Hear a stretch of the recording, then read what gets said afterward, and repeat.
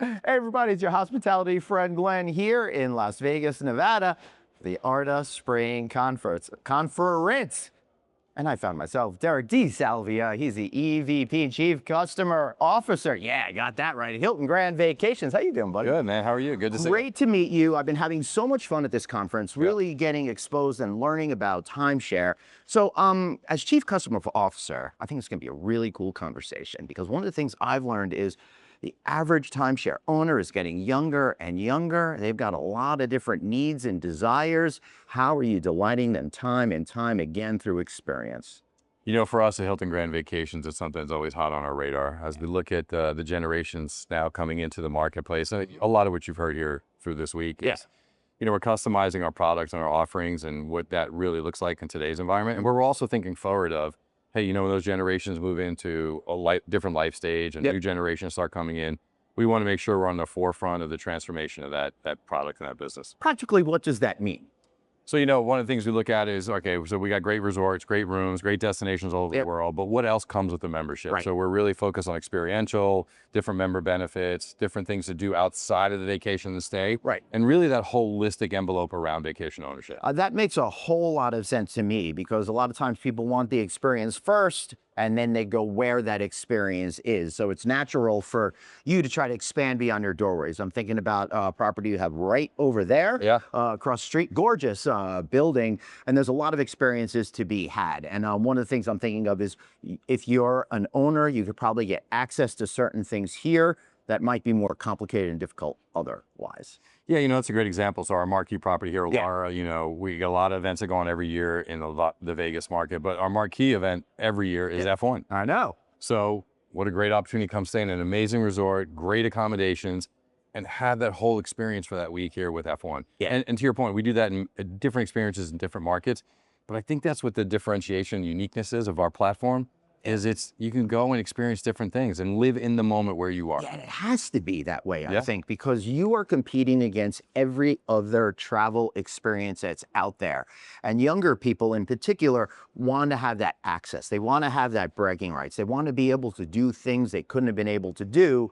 So that makes a whole lot of sense to me. So how does that experiential focus turn into capturing the consumer's imagination before they even stay with you that first time and they make that purchase? You know, I would actually go back to something you said about competing. We compete against ourselves. So we're always pushing ourselves, do it better, bigger, or more intimate. So I think from the consumer side and capturing that experience is really helping the consumer and educating that consumer on what that experience looks like, what it can be, how it's different, what's in each market, but listening. You know, I always tell everyone, we got to listen to the consumer, let them tell us where they want to be in that moment. Yeah, it's funny because like on the journalism side, people have always been like, hey, you know, you wrote that article. I'm like, all I did was like listen and then write what was said. So you guys just listen and then just do what they say. And that probably eliminates a lot of problems. It's, you know, I always say it's simple, but simple isn't always easy. That is absolutely right. So how do you turn the simple into an experience that's perceived as effortless for customers?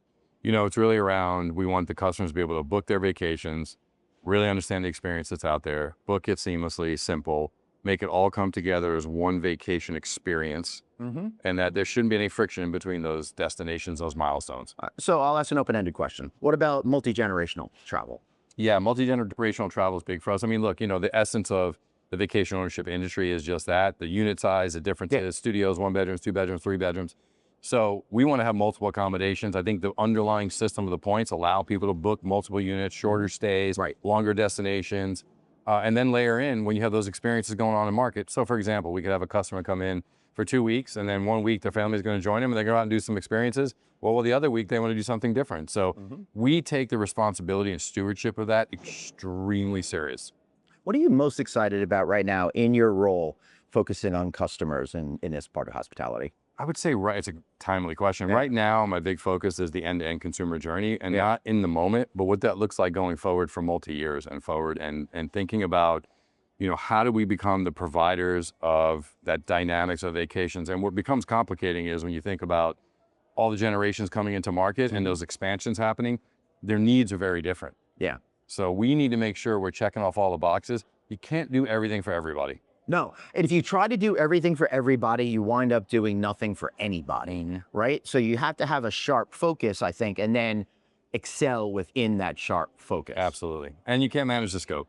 No, you can't. Very difficult. Anything else you want to add? Yeah, I would just say, you know, for anyone out there listening and really curious about this industry in particular, and then what those experiences look like, look us up at HGV.com, and it's a great opportunity for people to really enjoy some special moments. Great. I love it. I'm going to continue following this story because as we enter into more complicated economic times, timeshare is proving resilience. I saw it after 2001. I saw it after the Great Recession. We're going to see it again. So when you're investing, think about that. He's Derek. I'm Glenn. We're still at ARDA. See y'all later. Bye.